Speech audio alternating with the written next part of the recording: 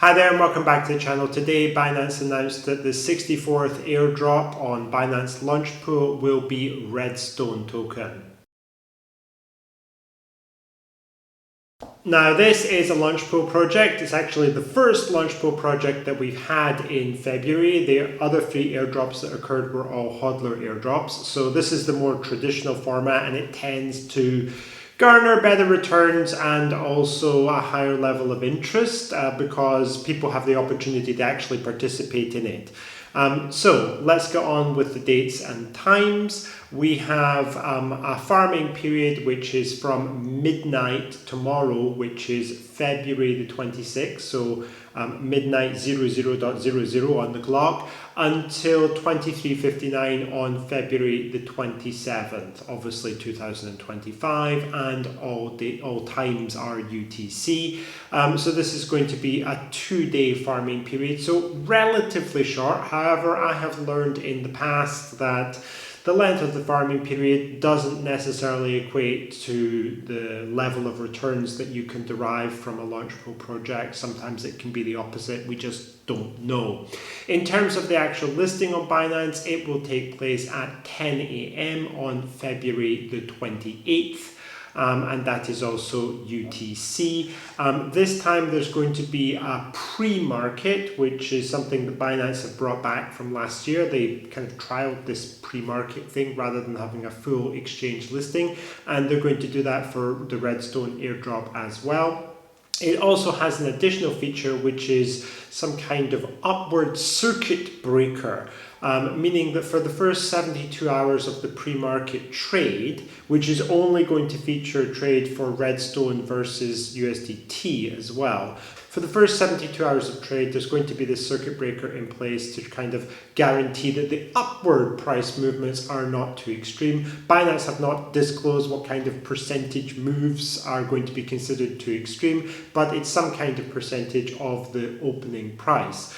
My opinion on this is that it probably doesn't change very much because from what I've seen of Launchpool and indeed other airdrop projects, the wild movements tend to be to the downside rather than to the upside. So I don't think that it's really necessary to have this, but we'll see how it goes and how it affects trade. Obviously, we have to see how it's actually applied in order to be able to judge it.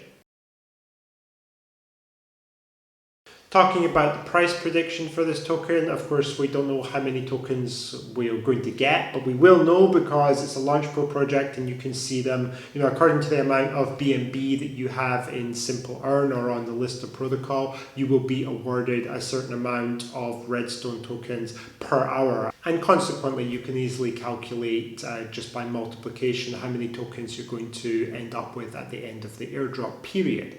Anyway, the current price on Whales Pro is showing $1.49, so about $1.5 at the moment. Now, this isn't always totally accurate, but it's usually ballpark accurate. So you can expect like plus or minus 20% on this price when it actually lists on Binance. Sometimes it pops to the upside, sometimes it breaks down. I really do not know.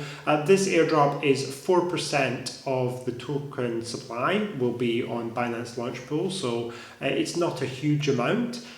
We will see whether or not this price moves to the upside or the downside as a result.